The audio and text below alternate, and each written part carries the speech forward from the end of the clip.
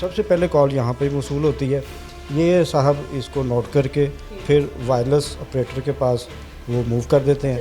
एक dead body आई थी, हमें गुलशन रावी जाना पड़ा था ईद वाले दिन, और जो जीजा कारा भी नहीं थे, बड़ी मुश्किल से बॉडी को हैंडल किया। बड़े अच्छे तरीके से लोग आते हैं और टोटली फ्री है, कोई मेडिसिन की वो नहीं है, फीस नहीं है, ना कोई पर्ची की फ़ीस है, ऐसा कुछ भी नहीं है, ये टोटली फ्री है। ईदी साहब की एक मिशन है, उस पर चल रहे हैं लेके। ईदी मैयत गाड़ी क्या है? हमारे पास मैयत गाड़ी है कि जिसमें डेड बॉडी को गुस्ल दे के और उसके जो है ना कंधा दे के मैयत को घर कब्रिस्तान तक ले जा सकता है। MYK न्यूज़ की वीडियोस देखने के लिए हमारा चैनल सब्सक्राइब कीजिए और बेल आइकॉन को क्लिक कीजिए ताकि आप हमारी आने वाली वीडियो से बाखबर रह सकें।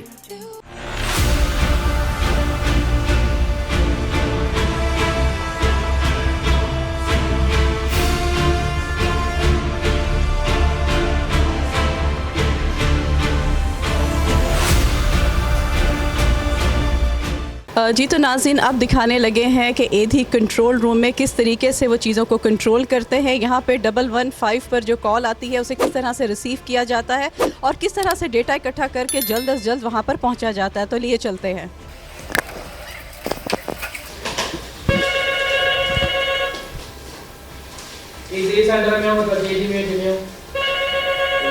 अच्छा यूनुस साहब, ये बताइएगा कि ये जो है कंट्रोल रूम है, यहाँ पे किस तरीके से कॉल रिसीव होती है और चीज़ों को किस तरह से मैनेज और कंट्रोल किया जाता है? पूरे लाहौर से किसी भी जगह पे किसी भी मकाम से कोई एमरजेंसी, कोई हादसा या किसी ने रूटीन के पेशेंट को चेकअप के लिए एम्बुलेंस की जो दरकार होती है, वो हमारे इस कंट्रोल रूम पर कॉल करते हैं, अपना मुकम्मल एड्रेस बताते हैं और फिर उनके मुकम्मल बताए हुए एड्रेस पे जो है वो हम गाड़ी मूव करते हैं। टेलीफोन ऑपरेटर कॉल रिसीव करता है पूरी। यहाँ से जो आप ये मुझे साथ साथ ये बताइएगा, सबसे पहले कॉल यहाँ पर आती है?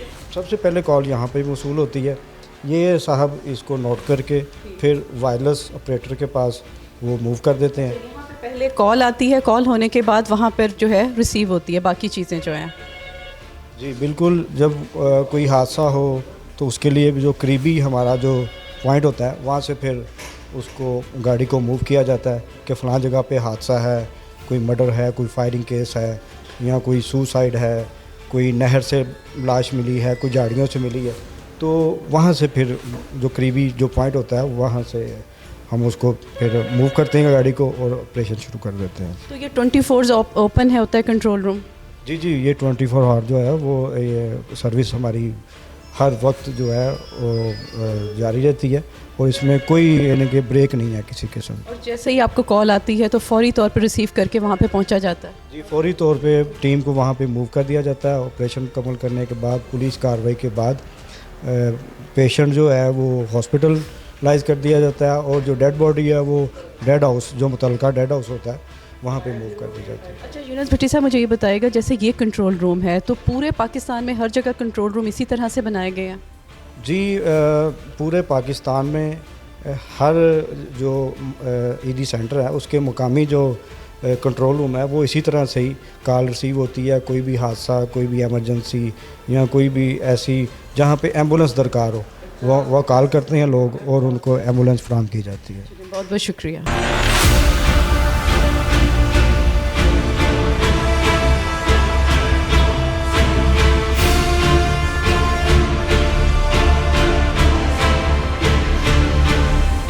यहाँ पे आपको मुलाकात करवाने लगे हैं फैसल जलाल साहब से, जो कि इंचार्ज हैं ईदी फाउंडेशन के, और उनसे पूछेंगे कि इसे ऑपरेशन सेंटर क्यों कहा जाता है और यहाँ पे क्या क्या चीज़ें मौजूद हैं और किस तरह से कंट्रोल किया जाता है। अच्छा फैसल साहब, यहाँ पर हम आए हैं, पहले भी आते थे, यहाँ पे बड़ा क्राउड होता है लोगों का, बड़ा हेल्पफुल है ये इदारा।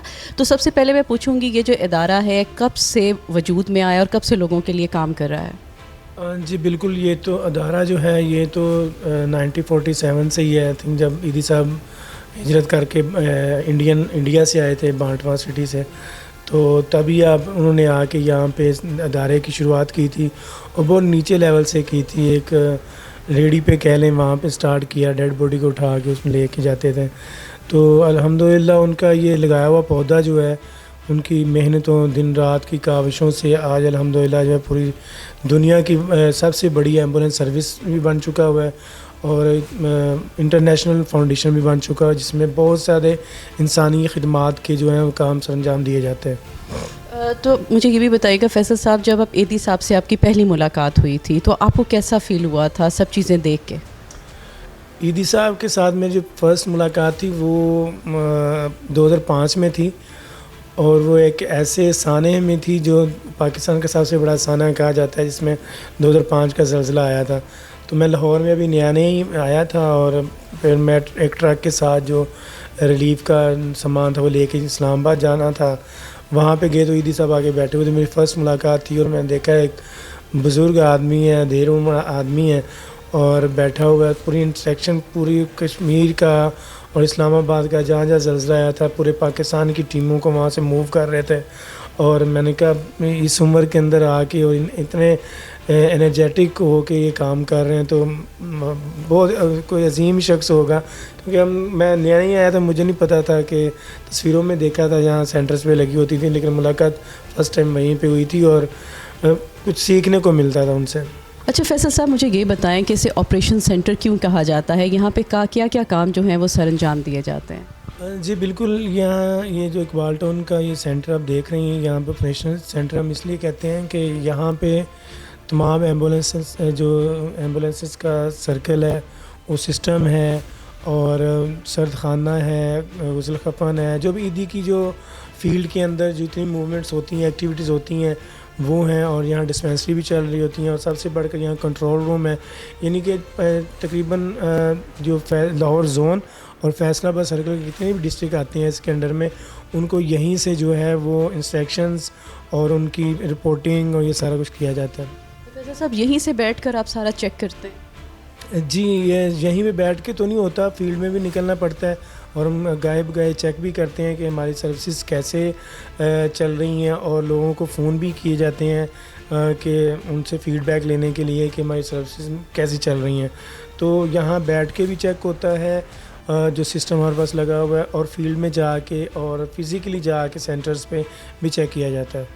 اچھا فیصل صاحب، مجھے یہ بتائیے گا، آپ کا ترکی بھی وزٹ تھا، ترکی میں بہت بڑا زلزلہ آیا جس میں لاکھوں جانیں گئی ہیں، تو وہاں پہ جا کے کیسا ایکسپیرینس رہا آپ کا، اس کے بارے میں بتائیے گا. جی بالکل، یہ میرا فرسٹ ایکسپیرینس ہے انٹرنیشنلی، کیونکہ یہ فیصل ایدی صاحب کا بڑی تھینک یو کرنا چاہوں گا کہ پاکستان میں تو ہم نے ہر طرح کے جو ڈیزاسٹر ہیں وہ دیکھیں، بم بلاسٹ ہو گئے، ارتھکویک ہو گئے، سیلاب ہو گئے، جتنے بھی آتے ہیں، لیکن انٹرنیشنلی یہ فرسٹ ایکسپیرینس تھا. تو یہ وہاں پہ جا کے ہم نے دیکھا کہ ارتھکویک جب نام ہی ایسا ہے زلزلہ، تو وہ حقیقی معنوں میں جو ترکی ہے وہاں پہ بہت بڑا یہ ایک سانحہ تھا. وہاں شہر کے شہر تباہ ہوئے ہیں، بالکل 15-16 منزلہ بلڈنگز جو ہیں وہ زمین بوس ہوئی ہیں. جو بلڈنگز کھڑی ہیں سٹیز کے اندر وہ ان میں رہتا ہی کوئی نہیں ہے، کیونکہ وہ ڈیمیج ہو چکی ہوئی ہیں. تو وہاں پہ ریسکیو بھی کیا کرتے رہے. ہماری پاکستان کی ٹیمیں بھی گئی ہوئی تھیں وہاں پہ، ایدی فاؤنڈیشن بھی موجود تھی اور فیصل ایدی صاحب کی سربراہی میں. تو اس میں جو ایدی فاؤنڈیشن میں مین کام یہ تھا کہ اس میں ہم نے ریلیف کا کام سٹارٹ کیا وہاں پہ جا کے. اور ریلیف کا کام ہے تقریباً 50,000 کے قریب جو ہے نا یہ شام اور ترکی کی فیملیز کے لیے ایدی فاؤنڈیشن نے وہاں پہ کام کیا ہے ریلیف کا، جس کو ہم خشک راشن کہتے ہیں، پیکیجز والا بنا کے. تو دوسرے نمبر پہ ہم نے وہاں پہ تقریباً 8,000 کے 2 کچن چلائے ہیں 2 مختلف سٹیز کے اندر. اچھا، تو یہاں پہ فری ڈسپینسری ہے، اس کے بارے میں بھی بتائیے گا کہ وہ ٹوٹل فری ہی ہے؟ جی بالکل، یہ ہمارے الحمدللہ جو پروفیسر ہیں، پروفیسر افتخار بڑے زبردست پروفیسر ہیں اور قابل ہیں، اور یہ ٹوٹل تقریباً 25 سے 30 سال آئی تھنک کہ یہاں سے ایدی سینٹر میں یہ چل رہی ہے، اور بڑے اچھے طریقے سے لوگ آتے ہیں اور ٹوٹلی فری ہے. کوئی میڈیسن کی وہ نہیں ہے، فیس نہیں ہے، نہ کوئی پرچی کی فیس ہے، ایسا کچھ بھی نہیں ہے. یہ ٹوٹلی فری ہے. ایدی صاحب کی ایک مشن ہے، اس پہ چل رہے ہیں لے کے. تو لوگ، آپ نے دیکھا ہوگا ابھی ٹائم تقریباً ہو ہی گیا، تو لوگ آتے ہیں اور اپنا علاج کرواتے ہیں، اور الحمدللہ ان پروفیسر صاحب کے ہاتھ میں بڑی شفا ہے اور لوگوں کو اس سے آرام بھی آتا ہے. پروفیسر صاحب، یہاں پہ جو دسترخوان کا سلسلہ ہے وہ بھی تبھی سے ہے جب سے ایدی صاحب نے یہ سٹارٹ کیا؟ جی بالکل، یہ تقریباً ہر سٹی کے اندر ہے. لنگر ہم کہتے ہیں، لنگر کا جو سسٹم ہے یہ ہر سٹی کے اندر ہے. اسی طرح لاہور کے اندر جو ہے وہ 3 جگہوں پہ لنگر چل رہا ہوتا ہے ہمارا، اقبال ٹاؤن، گلبرگ اور مال روڈ پہ. تو یہ کافی عرصے سے جو ہے ایدی صاحب نے جب شروع کیا تھا تو سیم اسی طریقے سے یہ رواں دواں. چلیں بہت بہت شکریہ. جی تو ناظرین آپ نے دیکھا کہ فیصل جلال صاحب جو یہاں پر ایک عرصے سے ہیں اور بڑے دل و جان سے کام کر رہے ہیں. آپ نے پوری چیزیں سنی کہ ایدی کیا کام کر رہا ہے ہمارے لیے, اور اب سے نہیں سالوں سال گزر گئے اور ہر جگہ پر پورے پاکستان کے ہر حصے میں ہر طرح سے بہت ہی زبردست قسم کی سروس پرووائڈ ہو رہی ہے. یہاں پہ ابھی تھوڑی دیر تک آپ کو اور چیزیں بھی دکھائیں گے اور دکھائیں گے کنٹرول روم میں کس طرح سے کام ہوتا ہے, اور ساتھ ساتھ جو لنگر خانہ ہے وہ کیا ہے, ڈیڈ سیل کیا ہے, سب چیزوں سے آپ کو آگاہی دیں گے.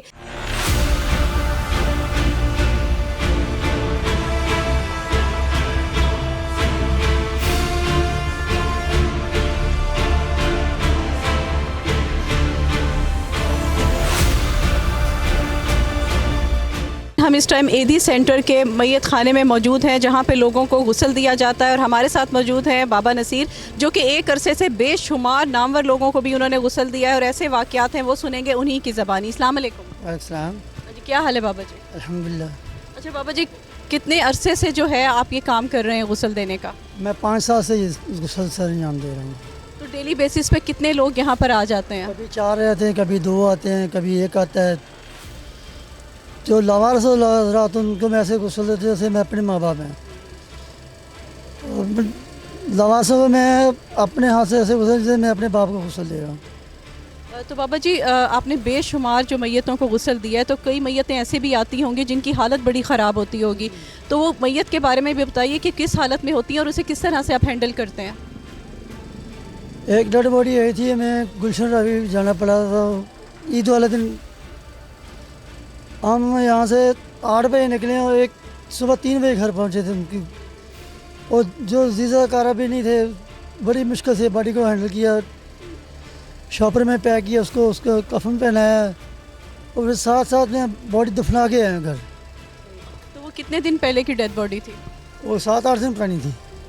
اچھا, ایک اور وقوع جو آپ ابھی بتا رہے تھے کہ ٹرین والے بچے کا, وہ بھی ہمیں بتائیے گا. وہ ٹرین کے نیچے بچہ آ گیا تھا, اس کے سر علیحدہ ہو گیا تھا. اس کو میں نے غسل دیا سنت کے مطابق. غسل کے بعد اس کو میں نے وہ اپنا کیا, باکس میں رکھا, سر اس کا رکھا, اس کو اس طرح جوڑا کہ بالکل جج بھی نہیں کر سکتا تھا کہ یہ علیحدہ ہوا کہ صحیح ہے. اچھا, آپ کے پاس یہ جو باکس رکھا ہے تابوت شکل کا, اس میں کون سے جو میتیں ہوتی ہیں انہیں لاتے ہیں اس میں؟ یہ عموماً باہر سے آتی ہیں باڈی, وہ یہاں ڈونیٹ کر دیتے ہیں. جو جس کی حالت زیادہ خراب ہوتی ہے اس میں ڈال کے لے جاتے ہیں. اچھا بابا جی, مجھے یہ بتائیں کہ ایدی میت گاڑی کیا ہے اور اس کے بارے میں بتائیے گا. ہمارے پاس میت گاڑی ہے کہ جس میں ڈیڈ باڈی کو غسل دے کے اور اس کے جو ہے نا کندھا دے کے میت کو گھر قبرستان تک لے جا سکتا ہے. اچھا, اسی گاڑی میں؟ جی, اسی گاڑی میں. اچھا, یہاں پر وہ جو غسل دیتے ہیں اور کفن دفن کا استعمال ہوتا ہے, تو وہ ٹوٹل فری ہوتا ہے, یا اگر کوئی لوگ آئیں تو ان سے چارجز بھی لیے جاتے ہیں, تو کتنے ہوتے ہیں؟ 600 روپے, کفن بھی اور غسل بھی دونوں ہی. اچھا, ان میں شامل ہیں یہ چیزیں ہیں. چلیں بہت بہت شکریہ. جی تو ناظرین, آپ نے دیکھا یہاں پہ ڈیڈ سیل اور میتوں کو کس طرح سے غسل دیا جاتا ہے, تابوت پہ جو میتیں آتی ہیں ان کا کیا حال ہوتا ہے اور کس طریقے سے انہیں دفنایا جاتا ہے. تو یہاں پہ انشاءاللہ تعالیٰ ملیں گے ایک اور نئی کہانی کے ساتھ. دیجیے اپنی میزبان اینی باجوہ کو اجازت, رکھیے گا اپنا ڈھیر سارا خیال. اللہ نگہبان.